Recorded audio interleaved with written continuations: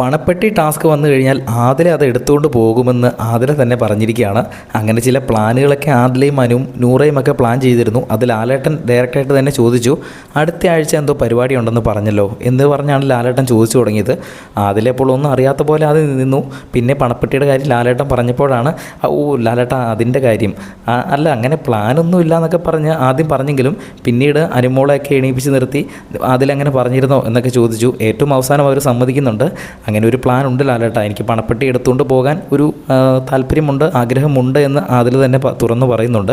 അപ്പോൾ അതിലുള്ള എമൗണ്ട് എത്രയാണ് എന്നതിൻ്റെയൊക്കെ അടിസ്ഥാനത്തിലാണ് അവിടെ ബാക്കിയുള്ളവരും പണപ്പെട്ടി എടുക്കണോ വേണ്ടയോ എന്നുള്ള കാര്യങ്ങളൊക്കെ തീരുമാനിക്കുന്നത്. എന്തായാലും ആദിലേക്ക് അങ്ങനെ ഒരു പ്ലാൻ ഉണ്ട്. ഏറ്റവും നിലവിലെ ആ വീട്ടിൽ ആ പണപ്പെട്ടി എടുത്തുകൊണ്ട് പോകാൻ ഏറ്റവും കൂടുതൽ സാധ്യത ഉള്ളത് ആദില തന്നെയാണ്. ആര്യൻ ഓൾറെഡി എടുക്കില്ല എന്ന് പറഞ്ഞു. അക്ബർ വളരെ വലിയൊരു എമൗണ്ട് ആണെങ്കിലേ എടുക്കത്തുള്ളൂ. അനീഷും എടുക്കില്ല എന്ന് പറഞ്ഞു. ഷാനവാസിനും വലിയ താല്പര്യമില്ല.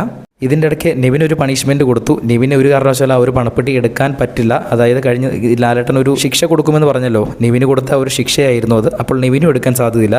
അപ്പോൾ പിന്നെ സാധ്യതയുള്ള ഒരേ ഒരാൾ ആദില തന്നെയാണ്. അതിലേക്ക് തന്നെ ആ ഒരു പണപ്പെട്ടി കിട്ടും എന്നാണ് എനിക്ക് തോന്നുന്നത്. എന്തായാലും കൂടുതൽ അപ്ഡേറ്റ്സുമായി വീണ്ടും വരാം.